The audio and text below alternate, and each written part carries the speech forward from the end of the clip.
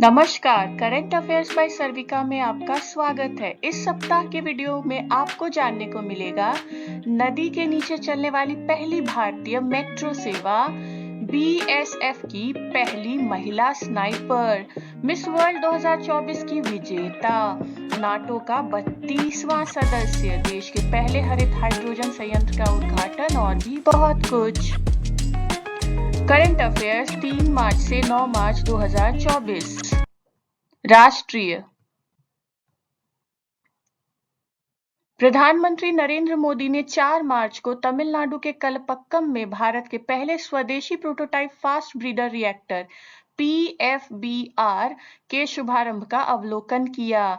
इस रिएक्टर की क्षमता 500 मेगावाट बिजली उत्पादन की है। इस रिएक्टर के शुरू होने पर भारत रूस के बाद वाणिज्यिक रूप से संचालित होने वाले फास्ट ब्रीडर रिएक्टर वाला दूसरा देश होगा। प्रधानमंत्री नरेंद्र मोदी ने रांगपो में सिक्किम के पहले रेलवे स्टेशन की आधारशिला रखी। रांगपो रेलवे स्टेशन पश्चिम बंगाल में सिलीगुड़ी के पास सेवोक से सिक्किम में रांगपो तक निर्माणाधीन 45 किलोमीटर की रेल लाइन का हिस्सा होगा। भारतीय नौसैनिक जहाज आईएनएस किल्टन और रॉयल मलेशियाई जहाज केडी लेकिर ने विशाखापत्तनम में समुद्र लक्ष्मण के समुद्री अभ्यास के दौरान बहुआयामी समुद्री अभ्यास किया। इन गतिविधियों में तोपखाना फायरिंग, नाविक विकास, समुद्री नावें, हेलीकॉप्टर और समुद्री गश्ती विमान संचालन शामिल हैं। क्या आप जानते हैं भारत मलेशिया संयुक्त सैन्य अभ्यास को हरिमाऊ शक्ति के रूप में जाना जाता है और संयुक्त वायु अभ्यास को उदार शक्ति के रूप में जाना जाता है। कोची स्थित आईएनएस गरुड़ में बहुउद्देशीय MH-60R सीहॉक हेलीकॉप्टर को नौसेना के बेड़े में शामिल किया जाएगा। इसे नौसेना के आधुनिकीकरण की दिशा में एक महत्वपूर्ण कदम के रूप में देखा जा रहा है।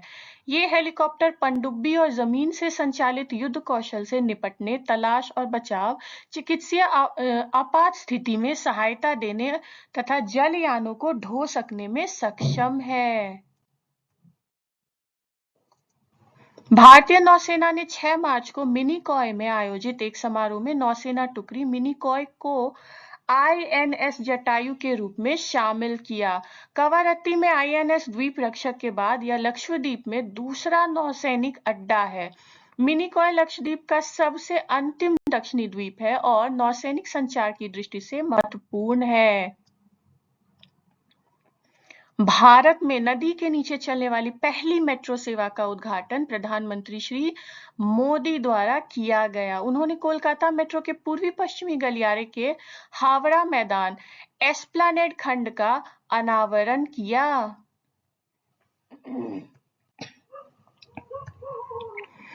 यह हुगली नदी के नीचे से गुजरने वाली देश की पहली यातायात सुरंग होगी। हुगली नदी अपने पूर्वी और पश्चिमी तटों से कोलकाता और हावड़ा शहर को अलग करती है। इस रेल मार्ग का हावड़ा स्टेशन भारत का सबसे गहरा मेट्रो स्टेशन होगा। क्या आप जानते हैं 1921 में बंगाल में जन्मे British engineer sir Harley Dalrymple Hay ने कोलकाता और हावड़ा को जोड़ने वाली हुगली नदी में एक सुरंग के माध्यम से भूमिगत रेलवे की कल्पना की थी। हालांकि यह अमल में नहीं आ सका। थेम्स नदी में दुनिया की पहली नदी के नीचे की सुरंग का उद्घाटन जनवरी 1843 में किया गया था और इसे एक इंजीनियर सर मार्क ब्रुनेल और उनके बेटे इसामबार्ड ने नदी के नीचे कार्गो ले जाने की सुविधा के लिए बनाया था। हिमाचल प्रदेश की रहने वाली सब इंस्पेक्टर सुमन कुमारी इंदौर स्थित central school of armament and warfare skills CSWT में 8 सप्ताह का कोर्स पूरा करने के बाद सीमा सुरक्षा बल BSF की पहली महिला स्नाइपर बन गई। स्नाइपर कोर्स को कमांडो ट्रेनिंग के बाद सबसे कठिन कोर्स में से एक माना जाता है। क्या आप जानते हैं बीएसएफ का गठन 1965 के भारत-पाक युद्ध के बाद किया गया था। के एफ रुस्तम जी बीएसएफ के पहले महानिदेशक थे। नितिन अग्रवाल बीएसएफ के वर्तमान महानिदेशक हैं। राष्ट्रीय लोकदल आरएलडी औपचारिक रूप से भाजपा के नेतृत्व वाले राष्ट्रीय जनतांत्रिक गठबंधन एनडीए में शामिल हो गया। आरएलडी प्रमुख जयंत सिंह ने नई दिल्ली में गृह मंत्री अमित शाह और भाजपा अध्यक्ष जेपी नड्डा से मुलाकात के बाद अपनी पार्टी के एनडीए में औपचारिक रूप से शामिल होने की घोषणा की।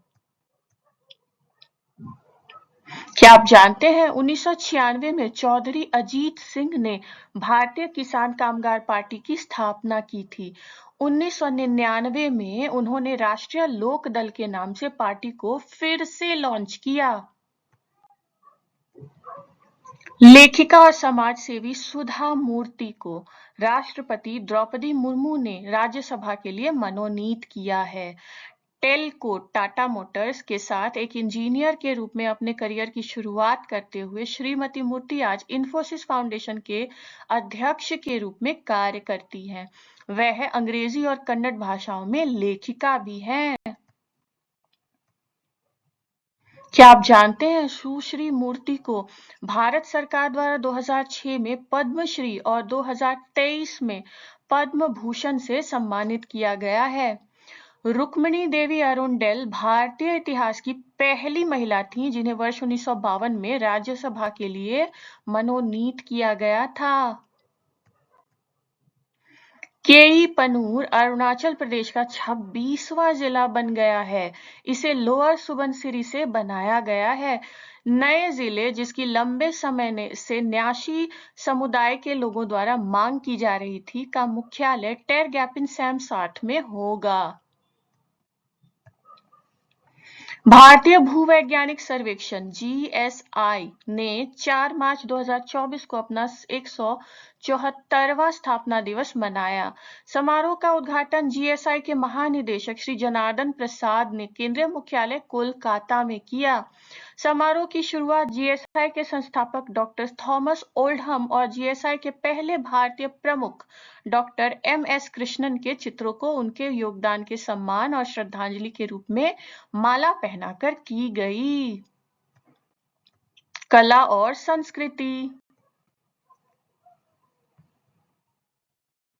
चेक गणराज्य का प्रतिनिधित्व करने वाली क्रिस्टीना पिस्कोवा को मिस वर्ल्ड 2024 का ताज पहनाया गया है। 9 मार्च को जियो वर्ल्ड कन्वेंशन सेंटर में मुंबई में आयोजित प्रतिष्ठित कार्यक्रम में वह विजयी हुई। लेबनान की यास्मिना जैतून को उपविजेता घोषित किया गया। प्रधानमंत्री नरेंद्र मोदी ने 8 मार्च को नई दिल्ली के भारत मंडपम में राष्ट्रीय सर्जक पुरस्कार प्रदान किया। पहली बार शुरू किए गए इस पुरस्कार का उद्देश्य देश की सृजनात्मक प्रतिभाओं का सम्मान करना है। सर्वोत्तम कथावाचक पुरस्कार सहित 20 श्रेणियों में क्रिएटर अवार्ड दिया गया। इनमें रूपांतकारी परिवर्तन, सामाजिक बदलाव के लिए सर्वोत्तम सृजनकर्ता, वर्ष का सांस्कृतिक दूत, हरित चैंपियन अवार्ड और अंतर्राष्ट्रीय क्रिएटर अवार्ड शामिल है। अंतर्राष्ट्रीय। थाईलैंड में लाखों श्रद्धालुओं ने भगवान बुद्ध और उनके शिष्यों अरहंत सारिपुत तथा अरहंत महामोग्गलन के पवित्र अवशेषों के दर्शन किए और उनके प्रति सम्मान अर्पित किया। बैंकॉक में उन अवशेषों को 23 फरवरी से 3 मार्च तक श्रद्धालुओं के दर्शन के लिए रखा गया था। फ्रांस विश्व का ऐसा पहला देश बन गया है जिसने गर्भपात के अधिकार को अपने संविधान में शामिल किया है। फ्रांस के राष्ट्रपति इमानुएल मैक्रोन ने कहा कि सरकार इस संशोधन को पारित किए जाने के संबंध में 8 मार्च को अंतर्राष्ट्रीय महिला दिवस के अवसर पर विशेष समारोह आयोजित करेगी। Pakistan Muslim League Nawaz party के नेता शहबाज शरीफ ने पाकिस्तान के 24वें प्रधानमंत्री के रूप में शपथ ली। वर्ष 2022 के बाद श्री शरीफ दूसरी बार प्रधानमंत्री बने हैं। उन्हें इस्लामाबाद में राष्ट्रपति आरिफ अलवी ने शपथ दिलाई। पाकिस्तान पीपल्स पार्टी के सह अध्यक्ष आसिफ अली जरदारी 9 मार्च को पाकिस्तान के 14वें राष्ट्रपति के रूप में चुने गए और उन्होंने दूसरी बार यह उपलब्धि हासिल की। Zardari Pakistan Peoples Party PPP और Pakistan Muslim League Nawaz PMLN के संयुक्त उम्मीदवार थे, जबकि उनके प्रतिद्वंदी महमूद खान अचकजई सुन्नी इत्तेहाद काउंसिल के उम्मीदवार थे। पेरू के प्रधानमंत्री अल्बर्टो ओटारोला ने एक महिला को सरकारी अनुबंध हासिल करने में मदद करने के लिए अपने प्रभाव का इस्तेमाल करने का प्रयास करने के आरोपों पर इस्तीफा दे दिया है। क्या आप जानते हैं सुश्री दीना बोलुआर्टे पेरू की राष्ट्रपति हैं? वह इस पद पर आसीन होने वाली पहली महिला हैं। पेरू की मुद्रा सोल है। सेनेगल की सरकार ने घोषणा की है कि देश का राष्ट्रपति चुनाव 24 मार्च को होगा। राष्ट्रपति मैकी सॉल द्वारा पिछले महीने चुनाव स्थगित करने के बाद देश में व्यापक विरोध प्रदर्शन हुए थे। सेनेगल को लंबे समय से अफ्रीका में सबसे स्थिर लोकतंत्रों में से एक के रूप में देखा जाता है। यह पश्चिम अफ्रीका का एकमात्र देश है जिसमें कभी सेना द्वारा तख्तापलट नहीं किया गया है। स्वीडन नाटो का 32वां सदस्य बन गया है। स्वीडन के प्रधानमंत्री उल्फ क्रिस्टरसन ने कहा कि एकता और एकजुटता स्वीडन के लिए मार्गदर्शक सिद्धांत बना रहेगा। नाटो महासचिव जनरल जेन्स स्टोल्टनबर्ग ने कहा कि स्वीडन के सशस्त्र बल और प्रथम श्रेणी के रक्षा उद्योग से नाटो अधिक मजबूत हुआ है। पनामा अंतर्राष्ट्रीय सौर गठबंधन (आईएसए) का अनुमोदन करने वाला 97वां सदस्य बन गया है। पनामा ने 7 मार्च को नई दिल्ली में संयुक्त सचिव अभिषेक सिंह के साथ भारत में पनामा के राजदूत यासुल बुरिलो की बैठक के दौरान आईएसए अनुसमर्थन का दस्तावेज सौंपा। क्या आप जानते हैं पनामा की राजधानी पनामा सिटी है और मुद्रा बालबोआ है। इसका नाम स्पेनिश खोजकर्ता वास्को नूनेज डी बालबोआ के सम्मान में रखा गया है। श्रीलंका में पहली बार अंतर्राष्ट्रीय गीता महोत्सव मनाया गया। श्रद्धालुओं ने सद्भावना यात्रा पेरा हेरा निकाली। इस यात्रा के दौरान लोगों ने रंग बिरंगे परिधान पहनकर नृत्य किया। हैती की राजधानी की जेलों पर गिरोहों के हमले और हजारों कैदियों को रिहा करने के बाद आपातकाल की स्थिति में है। देश के एयरपोर्ट पर भी घेराबंदी की जा रही है। हैती के प्रधानमंत्री एरियल हेनरी हैती में एक बहुराष्ट्रीय बल स्थापित करने के समझौते को अंतिम रूप देने के लिए केन्या में थे। क्या आप जानते हैं हैती की राजधानी पोर्ट ऑ प्रिंस है और मुद्रा गोल्ड है। विज्ञान और प्रौद्योगिकी। भारत को प्रतिष्ठित खसरा और रुबेला चैंपियन पुरस्कार से सम्मानित किया गया है। भारत को यह पुरस्कार इन बीमारियों से निपटने में इसके अनुकरणीय प्रयास के लिए दिया गया है। यह पुरस्कार वॉशिंगटन में 6 मार्च को अमेरिकी रेड क्रॉस मुख्यालय में स्वास्थ्य और परिवार कल्याण मंत्रालय की ओर से राजदूत श्री प्रिया रंगनाथन ने प्राप्त किया। बाजार और अर्थव्यवस्था। इंडियन ऑयल कॉरपोरेशन फॉर्मूला 1 कारों के लिए ईंधन का उत्पादन करने वाली पहली भारतीय कंपनी बनने के लिए तैयार है। इंडियन ऑयल कॉरपोरेशन ने 6 मार्च को ब्रांड स्टॉर्म पेट्रोल लॉन्च किया, जो वह एशियाई क्षेत्र मोटरसाइकिल रोड रेसिंग चैंपियनशिप के लिए आपूर्ति करेगा। अमेरिकी थिंक टैंक ब्रुकिंग्स इंस्टीट्यूशन ने कहा है कि भारत सरकार की मजबूत नीति से देश में अत्यधिक गरीबी खत्म करने में मदद मिली है। अमेरिकी थिंक टैंक ने एक रिपोर्ट में कहा कि पिछले दशक में भारत में समावेशी विकास को बढ़ावा मिला है। क्या आप जानते हैं ब्रुकिंग्स इंस्टीट्यूशन वॉशिंगटन डीसी में स्थित एक गैर लाभकारी अनुसंधान संगठन है जिसकी स्थापना 1916 में व्यापारी निर्माता और परोपकारी रॉबर्ट एस ब्रुकिंग्स द्वारा सरकारी अनुसंधान संस्थान के रूप में की गई थी। 1930 के दशक के दौरान हैरोल्ड मोल्टन जो संस्था के पहले अध्यक्ष थे, और ब्रुकिंग्स में उनके सहयोगियों ने अमेरिकी राष्ट्रपति फ्रैंकलिन डी रूजवेल्ट द्वारा ग्रेट डिप्रेशन के अंतर्निहित कारणों और इसके व्यवहार्य उपायों का विश्लेषण करने के लिए बड़े पैमाने पर अध्ययन में भाग लिया। केंद्रीय इस्पात मंत्री ज्योतिरादित्य सिंधिया ने देश के पहले हरित हाइड्रोजन संयंत्र का हिसार के जिंदल स्टेनलेस लिमिटेड में वर्चुअल माध्यम से उद्घाटन किया। यह स्टेनलेस स्टील उद्योग के लिए दुनिया का पहला ऑफ ग्रिड हरित हाइड्रोजन संयंत्र और रूफटॉप तथा फ्लोटिंग सोलर वाला दुनिया का पहला हरित हाइड्रोजन संयंत्र होगा। मिस्र ने केंद्रीय बैंक द्वारा ब्याज दरों में रिकॉर्ड 600 आधार अंकों की वृद्धि के बाद 6 मार्च को 2022 के बाद से चौथी बार अपनी मुद्रा मिस्र पाउंड का अवमूल्यन किया। मिस्र 2 साल से अधिक समय से आर्थिक संकट और बढ़ती मुद्रास्फीति की चपेट में है। स्वीडिश रक्षा प्रमुख साब ने 4 मार्च को औपचारिक ग्राउंड ब्रेकिंग समारोह के साथ अपनी प्रतिष्ठित कार्ल गुस्ताफ M4 हथियारों के लिए भारत में अपनी नई विनिर्माण सुविधा पर निर्माण शुरू किया। यह सुविधा हरियाणा राज्य में हरियाणा के झज्जर में मेट सिटी में बनाई जा रही है। कार्ल गुस्ताफ 1976 से भारतीय सेना के साथ उपयोग में है और कंधे से चलने वाला मुख्य हथियार रहा है। ब्लूमबर्ग मिलियनेयर्स इंडेक्स के अनुसार दुनिया की सबसे बड़ी लग्जरी सामान कंपनी LVMH के संस्थापक अध्यक्ष और CEO बर्नार्ड अर्नोल्ट 7 मार्च 2024 तक 197 बिलियन अमेरिकी डॉलर के अनुमानित शुद्ध मूल्य के साथ जेफ बेजोस को पछाड़कर दुनिया के सबसे अमीर व्यक्ति बन गए। खेलकूद। भारत और इंग्लैंड के बीच चल रही टेस्ट श्रृंखला में जेम्स एंडरसन टेस्ट क्रिकेट इतिहास में 700 विकेट लेने वाले पहले तेज गेंदबाज बन गए हैं। उन्होंने धर्मशाला के HPCA स्टेडियम में यह उपलब्धि हासिल की।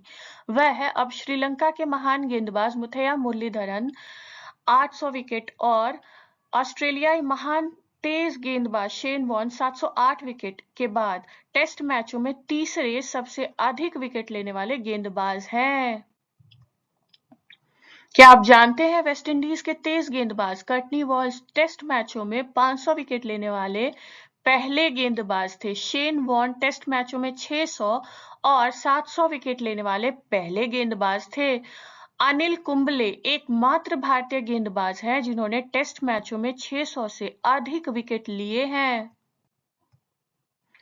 इंग्लैंड के विकेटकीपर बल्लेबाज जॉनी बेयरस्टो और भारतीय allrounder Ravi Ashwin 100 test match खेलने वाले खिलाड़ियों की चुनिंदा सूची में शामिल हो गए हैं। उन्होंने धर्मशाला में खेले गए 5वें टेस्ट मैच में उपलब्धि हासिल की। यह उपलब्धि हासिल करने वाले जॉनी बेयरस्टो इंग्लैंड के 17वें खिलाड़ी हैं और अश्विन भारत के 14वें खिलाड़ी हैं।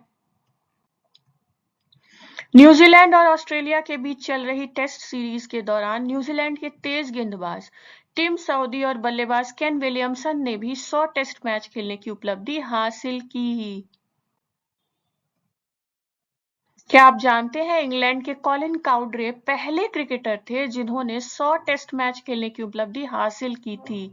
भारतीय अंपायर नितिन मेनन ने आधुनिक युग के सभी 4 महान बल्लेबाजों विराट कोहली, जो रूट, केन विलियमसन और स्टीव स्मिथ के 100वें टेस्ट मैच में अंपायरिंग की है। धर्मशाला में खेले गए 5वें और अंतिम टेस्ट मैच के तीसरे दिन भारत ने इंग्लैंड को पारी और 64 रनों से हरा दिया। इस जीत से भारत ने हैदराबाद में सीरीज का पहला मैच गंवाने के बाद सीरीज में 4-1 से शानदार जीत दर्ज की। इस जीत ने पहला मैच हारने के बाद 4-1 से श्रृंखला जीतने वाले भारतीय टीम केवल चौथी और 112 वर्षों में पहली टीम बन गई। पुनेरी पल्टन ने pro kabaddi league PKL season 10 में अपना पहला PKL खिताब हासिल किया। उन्होंने फाइनल मैच में हरियाणा स्टीलर्स को 28-25 के स्कोर से हराकर चैंपियनशिप जीत ली। केंद्रीय सूचना और प्रसारण मंत्री अनुराग सिंह ठाकुर ने 5 मार्च को हिमाचल प्रदेश में बिलासपुर जिले के लुहणु क्रिकेट मैदान में सांसद खेल महाकुंभ के तीसरे चरण का शुभारंभ किया। श्री ठाकुर ने कहा कि सांसद खेल महाकुंभ के दूसरे चरण में लगभग 45,000 युवाओं ने भाग लिया और यह कार्यक्रम युवकों को नशीली दवाओं से दूर रखने तथा उन्हें खेलों के बारे में जागरूक बनाने में असरदार साबित हुआ है। वीडियो को अंत तक देखने के लिए धन्यवाद। यदि वीडियो पसंद आया हो तो लाइक करें, अपने परिचितों के साथ शेयर करें और अगर अब तक सब्सक्राइब नहीं किया है तो कृपया सब्सक्राइब करें और देखते रहें करंट अफेयर्स बाय सर्विका।